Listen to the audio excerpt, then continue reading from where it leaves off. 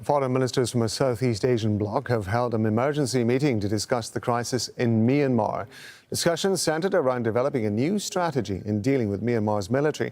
Some ASEAN member states, as well as the US, have called for tougher action against the military rulers. Ministers also discussed an airstrike on Sunday in Kachin State that killed at least 60 people. Well, Florence Louise live for us in Kuala Lumpur. So I understand that the foreign ministers have released a statement. What does it say, Florence? Right, so this is a statement released by the chair of ASEAN, and that's Cambodia this year.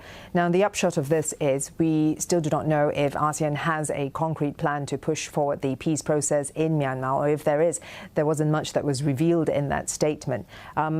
The language used was very soft in its tone and in the sort of words that it used. It's very much in line with ASEAN's policy of consensus-style decision-making, of non-interference in a member state's domestic affairs. Just some examples. You know, the statement said the situation in Myanmar remains critical and fragile. But it also went on to say that this was not because of any lack of commitment or effort on ASEAN's part, but was due rather to the complexity of Myanmar's protracted conflicts, and that's being exacerbated by the current political crisis. So as you can see there from the words that were chosen, there's the statement.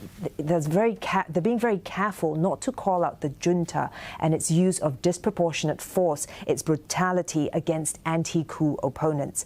Now, the foreign ministers did discuss recommendations that they say will be used by ASEAN leaders when they meet in November to consider. But what those recommendations are, we do not know. They've not been revealed in the statement. But if this statement is any indication, I think those who are expecting ASEAN to take a firmer stance on Myanmar will be sorely disappointed. Yeah, it's interesting, isn't it? There's a difference between the tone of the statement that you've just been talking about, and yet the fact that they were prepared to call this emergency meeting just 2 weeks before a scheduled ASEAN summit. I mean, how critical are they regarding this situation?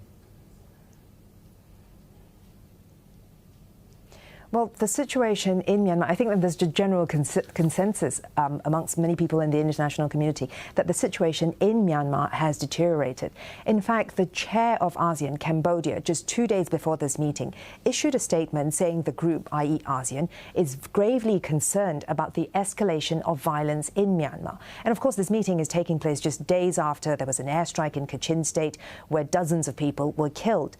Also on Tuesday itself, the UN Special Envoy on Myanmar, who had visited the country in August and met junta chief Min Aung Hlaing, told a UN committee that the human rights, political and humanitarian crisis in Myanmar is deepening, and that this is taking a, quote, catastrophic toll on the people of Myanmar.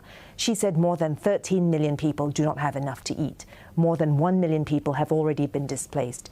And the military continues its use of disproportionate force of violence against the civilian population, including burning and sacking houses and buildings, launching aerial bombardments, conducting arbitrary arrests, torture in detention centers. The UN Special Rapporteur on Human Rights for Myanmar said that the international community has failed the people of Myanmar. That's the situation you have in the country at the moment. Now, the junta's stand is that it is merely doing things to restore order, and it has described those who fight against it as terrorists with whom it will not engage in negotiations. So this meeting really was about trying to find a way out of the situation, out of the crisis in Myanmar. But we're getting very little indication of just what stance or what steps ASEAN is going to take in that regard. Florence, thank you very much indeed. Florence Louise talking to us from Kuala Lumpur.